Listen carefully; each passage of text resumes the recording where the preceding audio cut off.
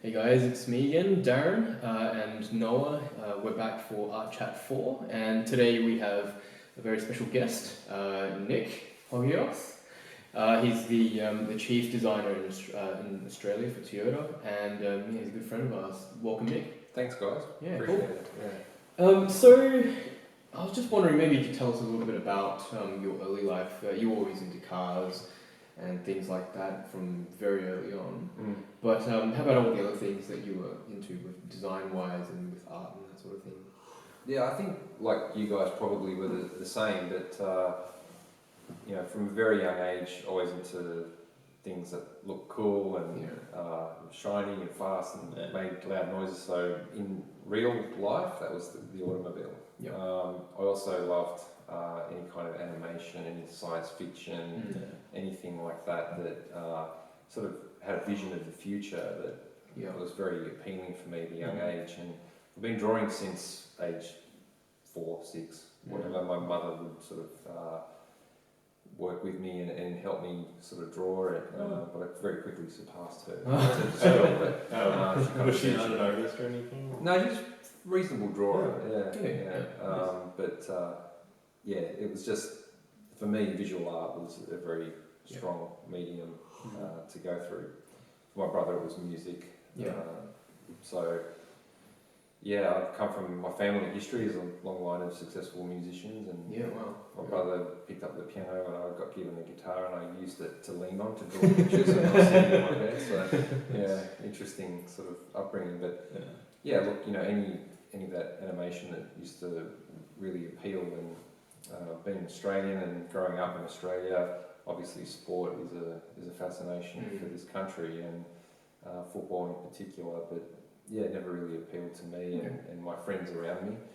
So Did you, when you were that young, did you have all the cartoons and stuff on Saturday mornings? And I mean, Thundercats, the Thundercats. You look at the wrong person. Exactly. It's funny, it's like all week when you have to go to school. I'm not sure if you're going to school at that stage, but all week you want to sleep in, and on Saturday you're up at like 6 o'clock. Exactly. My dad used to work on Saturdays and he'd get up at 6 o'clock and I'd be watching, it'd be Thunderbirds and cool. and he'd sort of come downstairs and I'd be there like watching some of the Japanese animations like Robotech and all that sort of stuff, and it was incredibly early hours. And it was cold, so you had a blanket wrapped. Yeah, exactly. And he would come downstairs and have to, walk to the bus stop and go to work in the city and all that sort of thing, freezing cold. What are you doing out of bed? Like, are you crazy? What I wouldn't give for an but all that has stayed with me till now. And if you think about our design studio environment now, a lot of the guys that I work with, most of them, in fact, they're not football people and they're not really into their sport. I mean, I love Formula One. That's my that's right.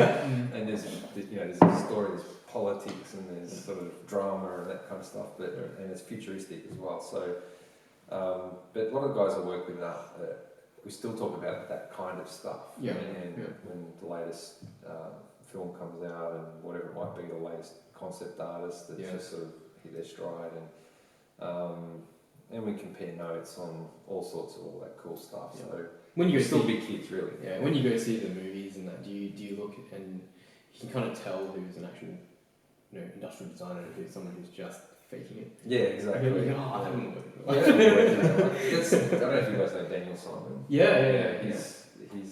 He was incredible. He was a car designer. Lamborghini. He just consults for everybody now. So he did Oblivion and all stuff for Oblivion. Everything in that film looks functional. It's so cool. I really like his designs in Tron as well. Yeah. Like, I didn't really like the movie all that much, but I thought the vehicles were awesome. That's the funny thing about concept art and design in particular, is that a lot of these guys far outweigh the actual film quality. It does. But so my upbringing was heavily based around that, just drawing non-stop until your hand was sore. And you were saying you weren't into sport like with other kids. Did you have any other friends who were into that sort of design? Yeah, we all gravitated towards each other, and there was one guy in particular who we would draw together in primary school, and but it was a bit annoying because he used to make noises when he like draw spaceship. Oh, yeah. Oh, that good. Yeah, I wouldn't even have to be drawing. I changed the page. Oh, right, yeah, okay. But no, we'd do that and we would draw together. Yeah. And we would share magazines or books or whatever we had. And interestingly, fighting fantasy novels. I don't know if you ever read those. Yeah. Ian McCaig was the artist. Yeah, I love those. Yeah, Covers are great. I actually used to copy Ian McCaig's artwork and try and draw as well as that. And you got to meet. And you got to meet Ian a couple of years ago. Yeah, I mean, to me that was an incredible experience, and this was. I was going to talk about this later, but I may as well talk about it now. But there's no firm schedule. I'm not at work. But yeah, in 2011, I was a speaker at AGID's International Design Forum, and I was asked to do it. I didn't know much about it, to be honest, at that time. But when I looked at the list of other speakers, and Ian McCaig was one of them, just like I got butterflies from him. You know, I ended up. The first time I met him was at one of his workshops, and then from there I was just blown away, and I took my son to meet him and get inspired by him. He's such an incredible person, as well as an artist. Yeah, the most positive, energetic person I have ever met in my life. And people just gravitate towards him because of that. Yeah. And for a guy of his age and his experience to just be bouncing off the walls, you know, it's incredible. Yeah. Whatever age he is, he just holds it well. And I spent a week with him, just like, you know, backstage or whatever, and then just at functions, what have you. And I think that was when I first met you as well, just very briefly. And with a bunch of other amazing creative minds, and that whole week just changed pretty my life. inspiring sort of week. So that was a time in my life where, up to then, I'd kind of really devoted everything to automotive design. And he said to me, send me your goals by this time next year, you want to do X, Y, and Z. And he said, you've got to go back to life drawing and that sort of thing. And I'd pretty much, you know, given a lot of it away. And since then, I work hard in my day job, effectively, as an automotive designer. And but his enthusiasm rubbed off on me. I go to do life drawing. I'm involved in some film design and album covers or whatever it might be, fine art and all sorts of things. It's amazing when you meet those people that can kind of re-energize the passion for what originally, you know. Yeah, absolutely. And so how has that been, like getting back to those other things like illustration and whatnot? It's been incredible, but it's all about time management now. And having 2 children and demanding corporate career and you know, there's no free day. No such thing as a free day. So I've got a backlog of all these little projects that I want to be working on, and I want to work with my brother and his wife is a director, producer, and he's a composer. We want to work together on some stuff, and just time. It's really just finding. You know, I've got a studio now. I've built a studio where I can just 15-minute blocks here and there. I can just get in there and do something and walk out again and keep moving. But how to get to that point is probably. While you're on that subject, for the people that aren't car designers, what is your sort of day? I mean, maybe start at the start. Well, how did you get into the industry, and what was your sort of job function, and where you are today? You know, how did you get there?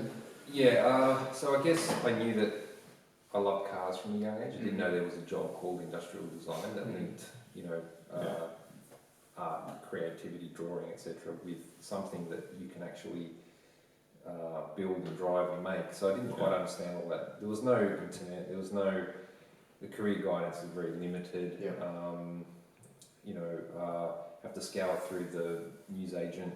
This was in the 80s as well. Pretty much in the 80s, and you'd have to find an automotive sketch that you wanted to copy or whatever. You would have to just scour through all the magazines, and the newsagent owner would get angry because you wouldn't buy anything. And when you did, you save your pennies and either put it towards a Nintendo Game & Watch LCD or a car magazine with one sketch in it. Basically, that's how limited it was, and now you can get anything anytime, anywhere.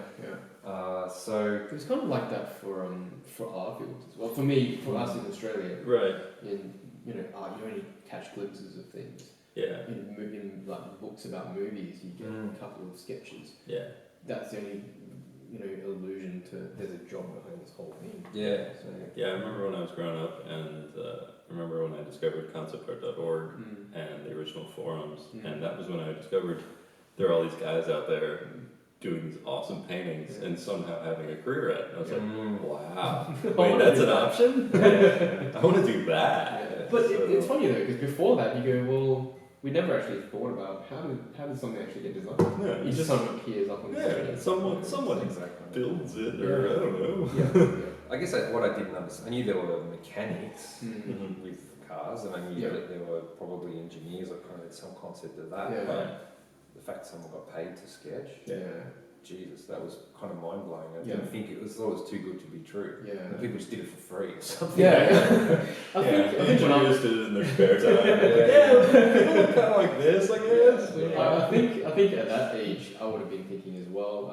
The engineers just design the car how they want. Yeah, that's right. And having worked with computer programmers, it's like rudimentary block. Yeah, this would look very different. Exactly. It's funny, as a car designer, you get asked a couple of questions numerous times. Like, one is, why don't they make flying cars? I said, people have enough trouble driving engines, like flat plane, let alone adding another dimension up that way. And the second one is, have you seen the Homermobile? It's like that's the pinnacle of car design. It's the Homermobile. They think that we all sit around and go, hey, wouldn't it be cool if we had a mechanical arm coming out of the boot and do this or that, or no, it's not like that. But, so what is it more like when you're if you're just gotten into the industry? What would the typical day of a car designer look like? So if you're a true creative designer in that sense of the word, then basically at the early stages you're just doing a lot of sketching and learning how to transform 2D into 3D. When you when you say a lot of sketching, give us a sort of volume. Well, it goes in stages, I guess. So at the start of a program, you're sketching all the time, basically. Scattered around your admin stuff, meetings, whatever, here and there.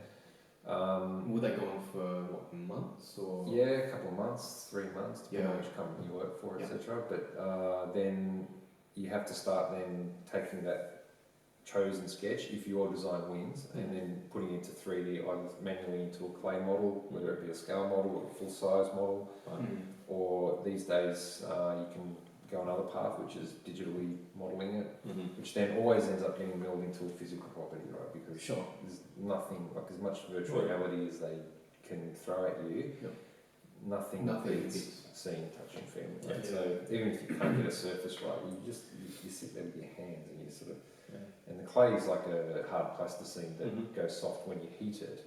So you put it on warm, and then when it cools, it gets a bit more solidified, and then you can either rake it really roughly and then eventually whittle it down, and it's almost like an infinite medium because you can add and subtract infinitely. And until you get the fine tuning, and you wrap foil over it and you check the highlights and that kind of thing. It's very cool, very cool process. And, that's why I got into it. That's why I love it, and I love getting onto the clay myself and doing a bit of rough modelling. But I can't hope to do what the proper clay modellers can do in terms of their skill. But you have to know a little bit about everything as a car designer. So then you start negotiating, protecting your design, and making sure it can be engineered and it's feasible and can be mass produced, etc., etc. And that has to go back and forth between the engineers and yourself and marketing and all the business. Absolutely, yeah. So that's the beauty of industrial design, is that you get to see all facets of product development, and in the end, you get to see hundreds of thousands of them on the road, and that to me is the most satisfying part of the job. Is like you go to Bangkok on a business trip, and you just you see the car that you've designed en masse. It's huge, it's everywhere. And Which would be the biggest people prize. pick you up, and the car that you designed for here could be a fairly average car, but over there it's considered a prestige car. And so they drive you around, and the driver will talk to you, and they say, why you designed, which car? You say, this one. And they'll give you a very honest and frank opinion about it, but so far so good. You're like, why would you do this? It's awful. It's great. That's your kind of your working day, but as I've gone through my career and I've ended up where I am, I'm very much hands off now. And I tend to do a lot more managing the direction of the department, finding new work and new customers within the Toyota world, and keeping everyone gainfully employed in manufacturing in Australia is in trouble. In general, but we stay positive and we need to keep moving forward, and the signs are looking very positive for Ford, Holden, etc. That design has a positive future because we're very well regarded around the world, and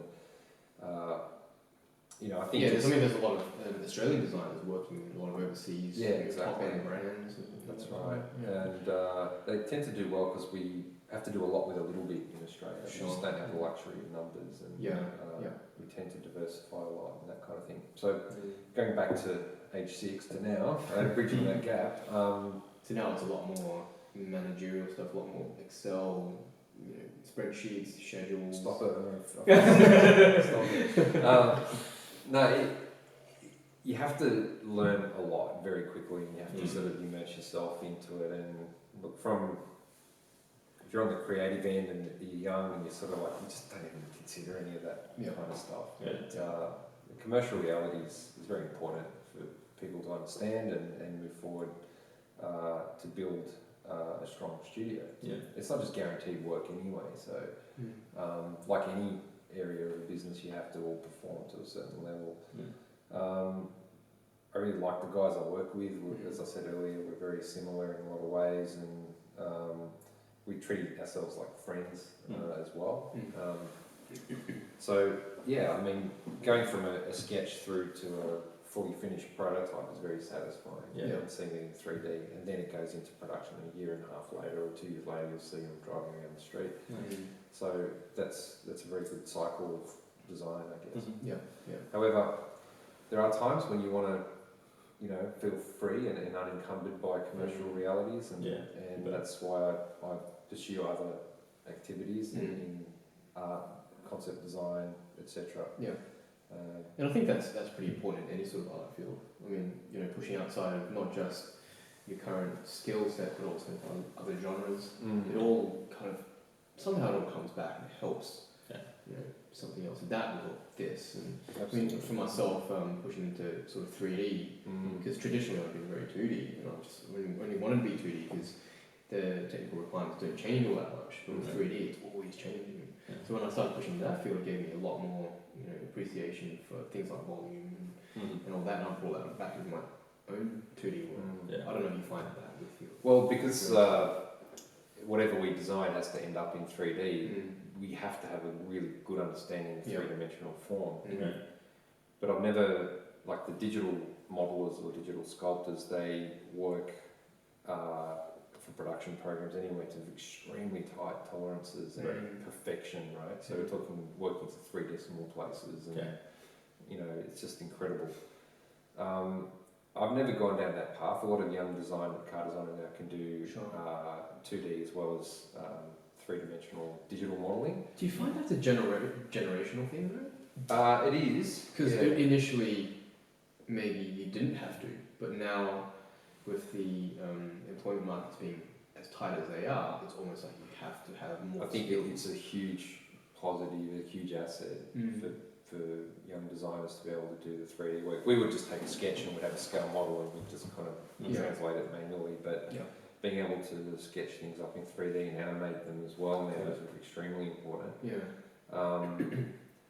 But our 3D tools are a lot more set up for production, a lot more in depth, and a lot more, but I was just hanging again onto ZBrush, and I just want to play around with that because we understand 3D form, but I want an easier tool that I can use to do that. You guys probably have a better understanding. It's pretty enjoyable using that. I love it. But it's just like I chatted with a friend who's at DreamWorks, and he was saying, traditionally concept artists you could easily get by on just a 2D skill set, even just pencils, markers, that sort of Sure. thing. But now it's like, well, they kind of expect you to have at least some 3D knowledge, how to sculpt things, how to build things in 3D, and then maybe paint over it.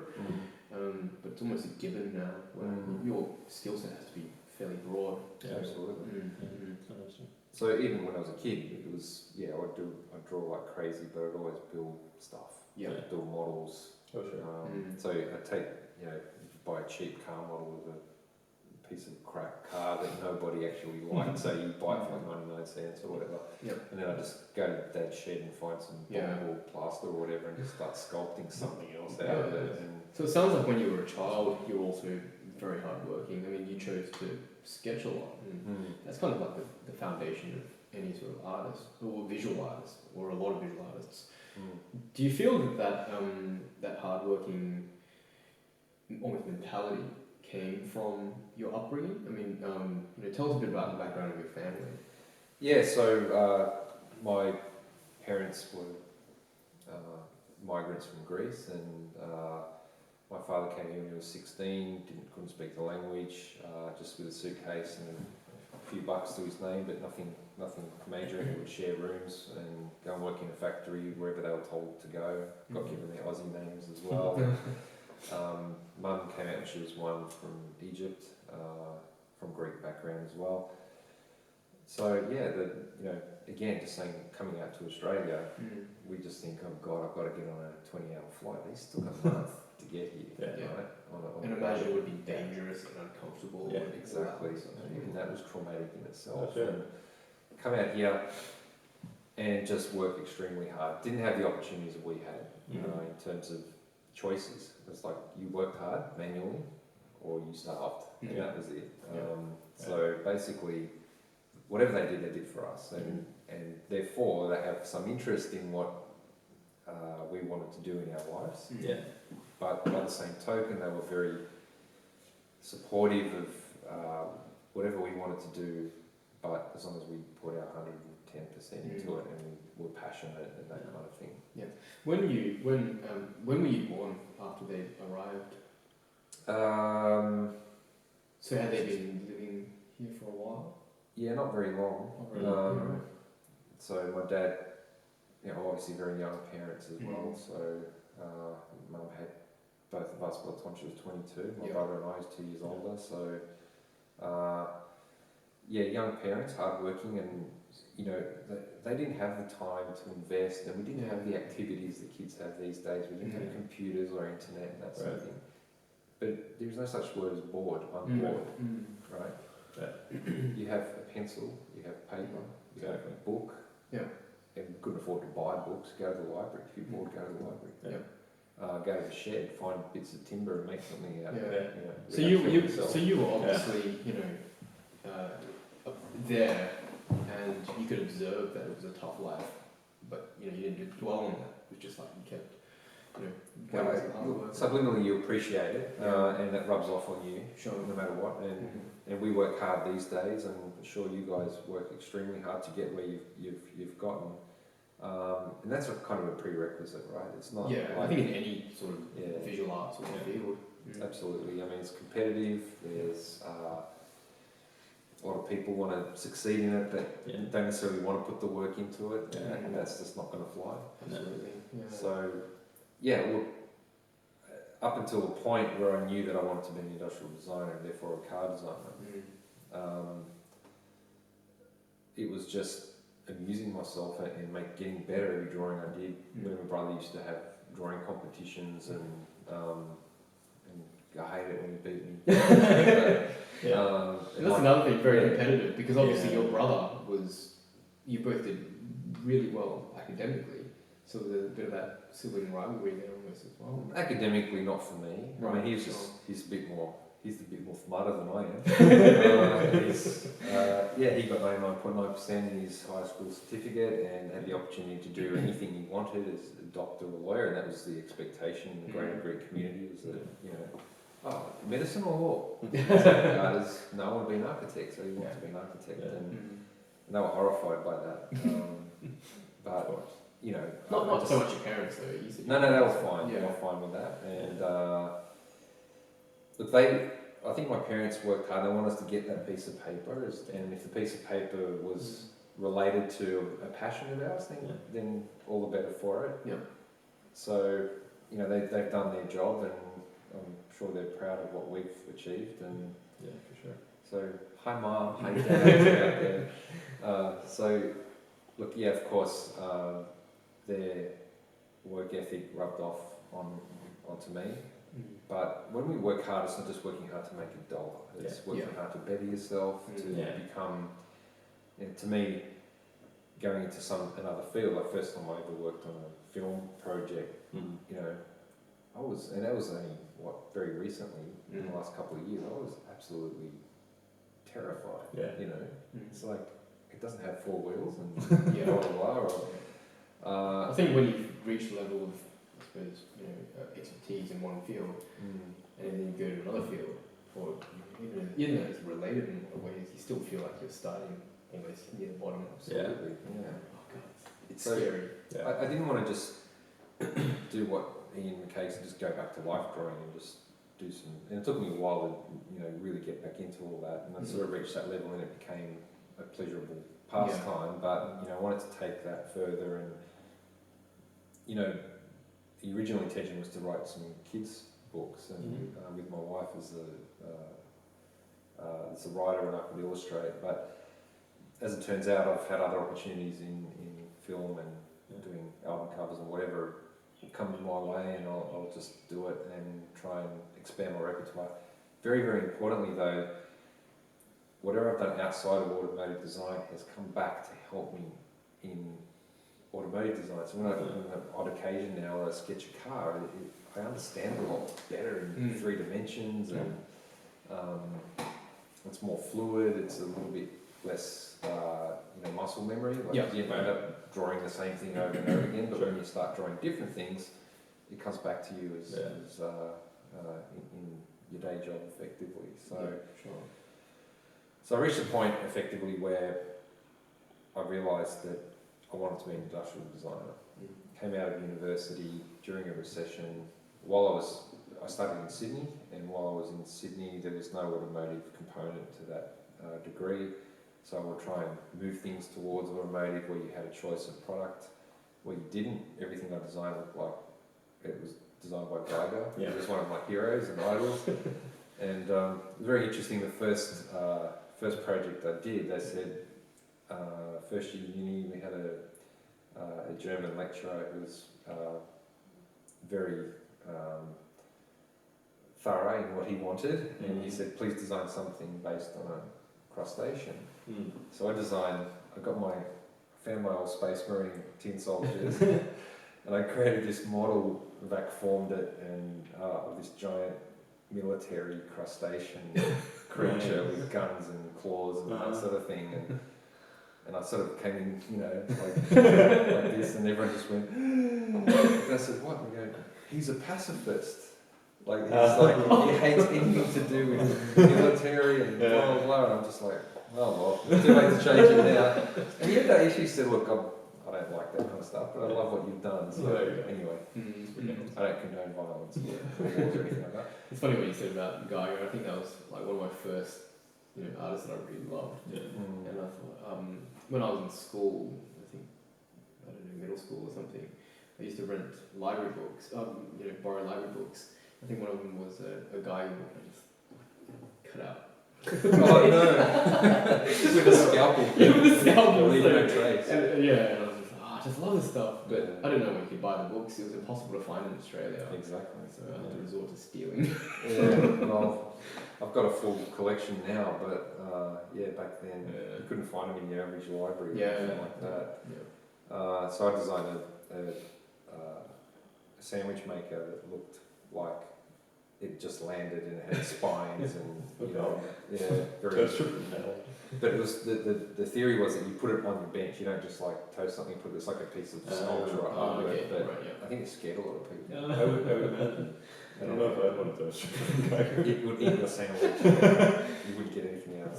So you were saying that there wasn't anything specifically in that degree specifically for automotive design. So it sounded like you had to almost self-direct your teaching some Yeah, yourself? absolutely, 100%. In some ways, It was yeah. just no tuition, no one next to me to guide me, no one to say, hey, what do you think of this? Yeah. And was it obviously a frustrating experience in some ways? I wasn't really, because I mean, I look back at the drawings I was doing then and they're so bad, you know, Right. but you got to start somewhere, right? And I didn't know how bad they were, I just kept doing the next one, kept doing the next one and the next one, and then eventually sort of, when you can understand where to improve and just keep going, it gets better and better. So my final year project was a public transport system, as well as, so it was a thesis, as well as an actual vehicle that was a bit modular and had different, you know, levels of prestige associated with it, just to try and steer people away from individual drivers in city areas and that sort of thing. Yeah. It's all happening now anyway, I guess. But at that point, it was a recession. There was only about 20 automotive design jobs in the whole country. I I had my final year exhibition, and then, which was I think on a Friday, and then by Sunday I was working in an industrial design consultancy. Wow. So I was working at Maya, and I said, look, I'm starting a new job. And they went, what, on a Sunday? Thinking I was trying to say, no, I'm quitting, right? After 8 years putting myself through school and 8 years? Yeah. Wow, that's a really long time. I've never So as soon as I was legally old enough to work, I was working on weekends and nights. So you were working weekends and doing full-time university? And Yeah, well, high school and then university. Yeah. So it was basically, I was actually about six years. Yeah. Yeah. So then, so how did you get, because you said you started working the following week, you won that yeah, so art these show? people came to this Yeah. final year exhibition and they just said, look, we really need some help. Can you start immediately? And went, sure, like, you know, can I have a couple of weeks off? Yeah. Can I start on Sunday? So, Wow. Well, Jeez. So, yeah, work ethic, right? Yeah.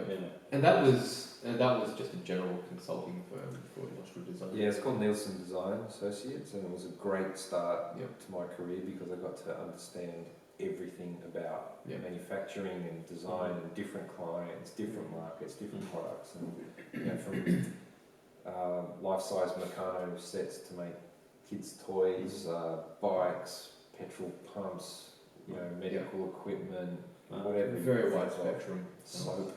Yeah. Yeah. You know, It's probably really good training for them, Yeah. like, to just get that general understanding of everything.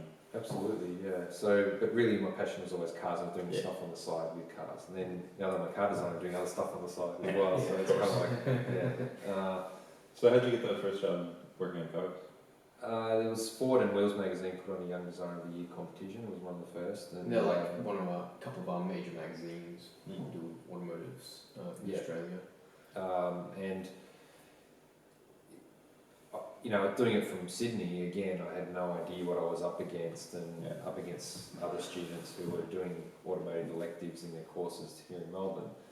And you know, the way I did that entry was the way I do it now. I sketched in pencil, scanned it in, and used Photoshop. But this was a long, long time ago, and Photoshop was very in its infancy. And I was using an old 486 DX2 processor with like no RAM,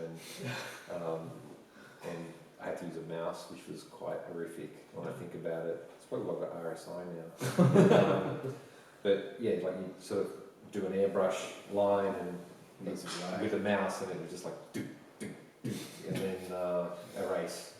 It was very frustrating, but I think that edge that digital painting had, sort of You can obviously put me see in front a little bit. you can obviously see the benefits that would be coming up in the future. It's like, well, I should get onto this pretty quickly. Yeah, but again, it was very early days, and internet wasn't around, I think, back then. But it was basically it was dial-up, so it wasn't even worth using. Sure. But it was kind of, I didn't quite know that would be the future. I just saw it as a tool. It's like, hey, I can, instead of using pastels and markers, I can try something different. I sort of put some in the background, it just gave it that one little bit more dimension. So after winning that, moved to Melbourne, started working at Ford as a junior designer on interiors, and then moved up to a senior designer in exteriors, and then moved to Toyota about 4.5 years later, and have worked in Japan Yep. for a couple of stints, a year at a time, as well as countless business trips and Mhm. around the world. And working in Japan was quite incredible. And you were saying that with the way the world's going with globalization, you really wanted that international exposure with Toyota. Yeah, I mean, I've always loved the Japanese culture, and I've always, we were talking about earlier, but when you were a kid, and I've always wanted to see Japan and live in Japan and work in Japan. But it is a massive cultural struggle in the beginning, and you have to change the way you think completely, because honestly speaking, it's Western culture and Japanese culture are very, very different, very far apart. So, but I had a bit of an understanding before I went, but real baptism of fire going over there and working in that culture. And I suppose it's one thing to watch the cartoons. yeah, exactly. Go over there. It's great. It helps you in a social game. Yeah. Have you seen I love Gundam? Gundam. I love Astro Boy. Yeah, wow, cool. But in the work environment, it's a different story. And it's very serious, and you have to put in 150% effort. And the work culture there as well, it's quite different? You mentioned this a few times. Yeah, it's long hours, but also the way you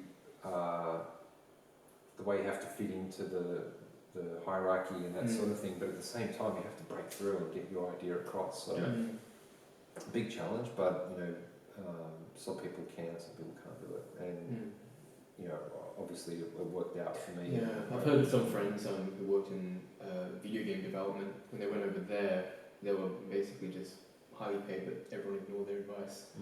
And it was like, wow, it's kind of... Yeah, that happens. It depends on the way you deliver your advice as well. But look, I loved it, and I've made a lot of friends over there, and absolutely, very warm and engaging people, and they'll do anything for you. And it's that kind of experience money can't buy. I mean, go on a holiday is one thing, but to actually live there and experience it in a day to day with my family on both occasions, they love it, and they can't wait to go back again. I look forward to it every time. But very interesting that sort of pathway that you sort of go through your career. But I've ended up at a point now where time management is critical in my life, and I've got to just try and manage my day job as well as find time to do other creative. Because how do you manage that? Because you got a full-time job, plus you got 2 kids, full family, you got side jobs, you've got... There's no downtime. Basically, how you do it. Look, I guess at this point in life, I would just stop and I could just say, right, I'm going to work, and then I'm just going to not do anything else. And a lot of people do live, that. work and live, and that's fine for some people. But I feel really hollow, I guess, and I want to keep learning. I want to keep pushing. I want to try other things. I want to speak to people like you guys and find out how you do it, and just keep moving. And I mean, you sleep when you're dead, really. As they say. And although I wouldn't mind a couple more hours. But it's just simply a balancing act. And my wife's also a successful career as well, so managing all that is definitely a challenge. Plus, I mean, I think your wife was telling me that you guys do like surf life saving and... involved with the local life saving club and coaching. How many things do you want to do? Because I mean, I've got a young family. I mean, I've only got one young child, and I struggle to, be able to do other things outside of work and family consistently. So you just got to find ways to merge the two, and like when we have our sketching, you spend time with your son. Yeah, he comes with me when we go out to zoo or to botanical gardens with our groups of sketching. He comes, so he's a lot like me, and he likes the things I like, and so that's good. You start to be able to operate on a slightly different level. A very young. Well, he's obviously a very creative person as well. I mean, he loves drawing and all that sort of stuff. Yeah, and the fact that he's captivated by it, because what I fear for his generation and even people older than him is the distractions that just permeate in our society. You can just kill hours and hours just by answering messages and looking at this and looking at that. And I don't know what's going to happen. I don't know what you guys think, but do you reckon it's going to put us in a better position that we've actually put that aside and focused on something and we've got some skills at the end of it? Or? I mean, I don't know, but I mean, it's definitely possible. I mean, you can spend all day, every day just consuming things without ever actually like producing anything. You can be on Facebook all day, and it's probably doubly hard for us because we actually run part of our business on Facebook. Exactly. So it's like we can almost go on Facebook, spend a day on it, and go, that was business, and it's like half of it probably wasn't. Yeah. Oh, absolutely. I don't know. I find that, I mean, a few weeks ago I was a judge at the Victorian Automotive Chamber of Commerce Young Designer Awards. They do every year now, and we were on stage and they were asking, what advice can you give? And I said, get off Facebook, man, and just absolutely just practice sketching, pen and paper, don't worry about anything else. It's just, you'll learn all that, you'll pick it up, it'll just be part of life. And, you don't need to train yourself on social media, you don't need to train yourself on how to use a computer, because it's all there. And I find it's a big threat, I really do, to a lot of... I mean, I find for myself, even sometimes I have to force myself not to go on Facebook. With certain plugins that basically limits your time within, 9 to 5, when I'm supposed to be doing work, or pressing like mute button, and I can't get on Facebook. And I'll find sometimes I'll be sketching for like 10 minutes and then go, I want to get on Facebook. And it's like, shouldn't you be working? And I'm like, oh crap, I'll close that and go back to work. And it's crazy because, I mean, I'm pretty self-driven, and even it becomes a habit of doing that. Absolutely. I mean, I have to do the same thing. I mean, I've got an app on my computer that I can turn off all that stuff if I really need to do some work. Because I'll find say I'm drawing and I get stuck with something or I don't like something, don't know what to do. I'll just instantly switch out of the app to go do something else just to distract myself. I'll be like, oh, maybe I shouldn't do that. Working. So. And it's like a lot of you have to be quite self-directed, I suppose, in any of our fields. I freelanced for a year, and I found it so difficult. And because there's so many distractions. Like your bed.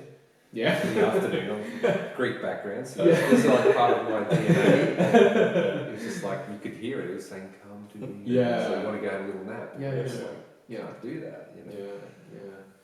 I didn't have much money that year. But you got a lot of sleep. Oh yeah. I mean, that's one of the things with structured work hours. A lot of people don't like it, but at the same time, it's probably actually best for a lot of people.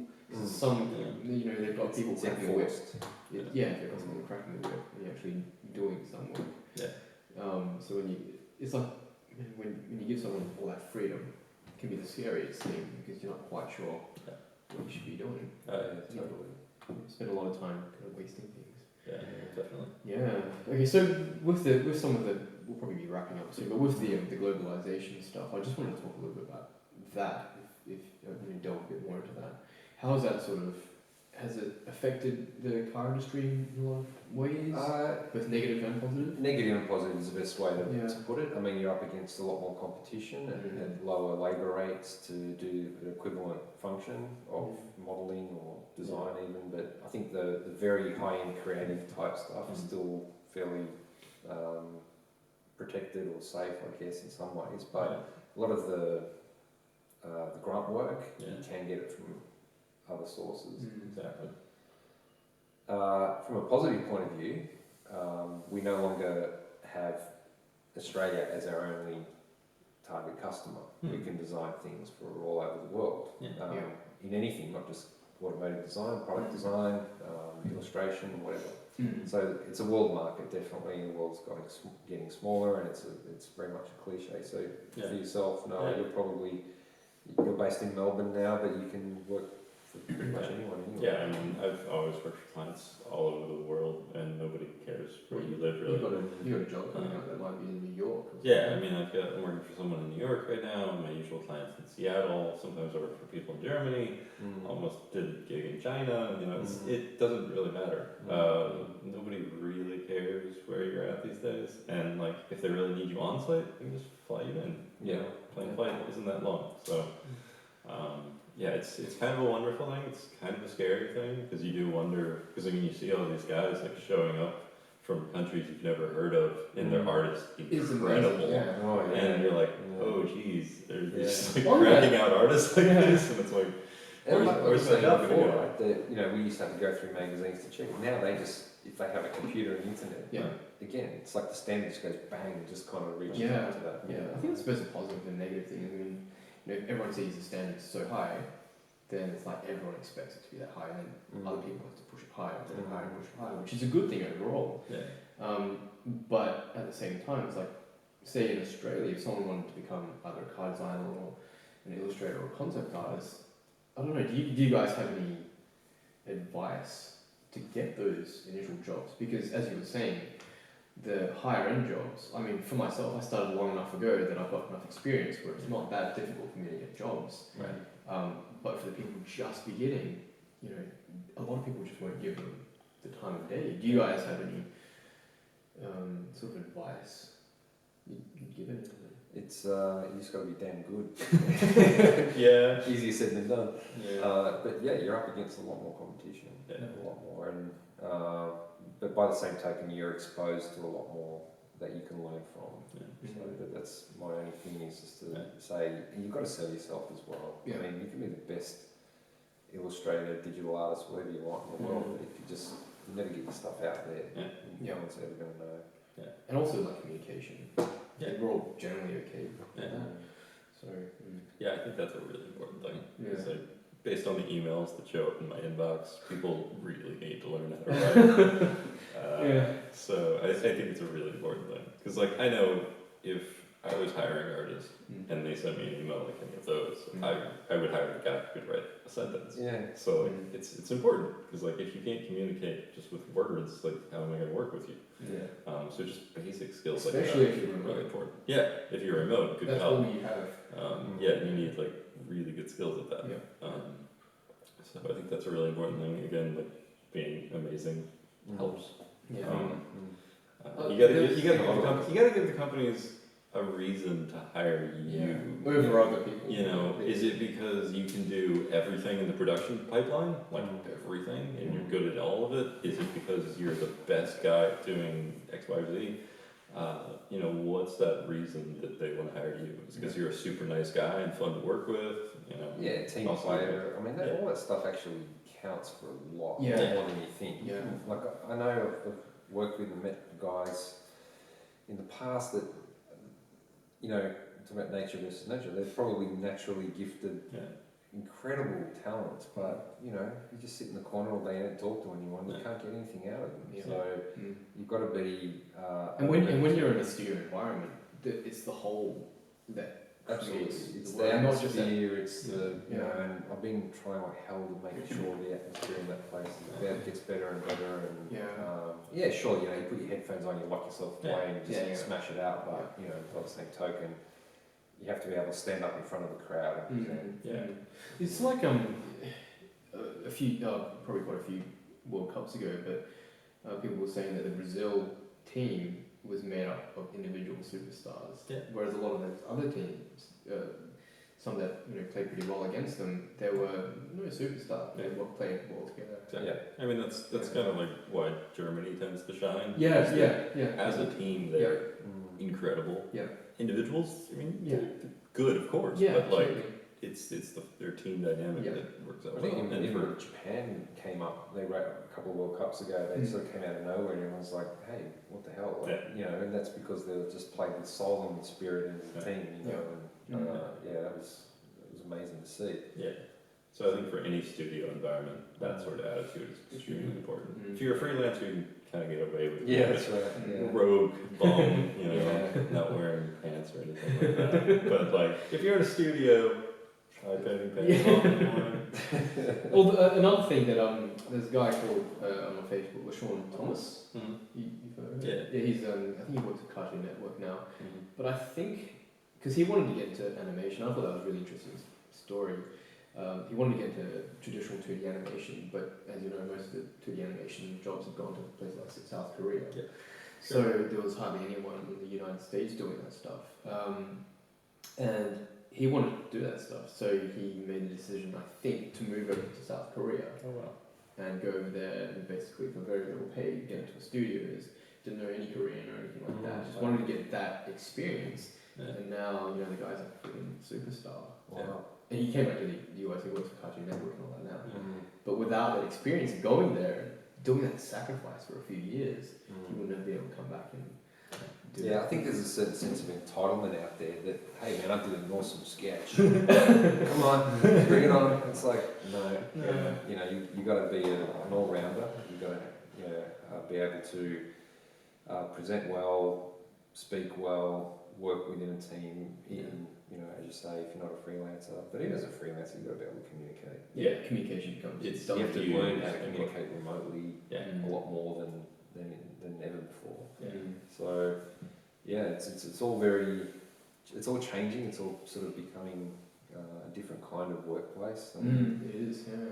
I guess ours being so confidential, like an automotive design studio, you can't get more than 10 metres or so without a card, and people aren't allowed in, and there's no cameras, and our phones are all covered up with stickers and things like that. So it's highly secure. So I can't just, from home, just sketch and do work from home and just upload it, and that's it. You've got to have massively secure networks and things like that. So, there's no windows.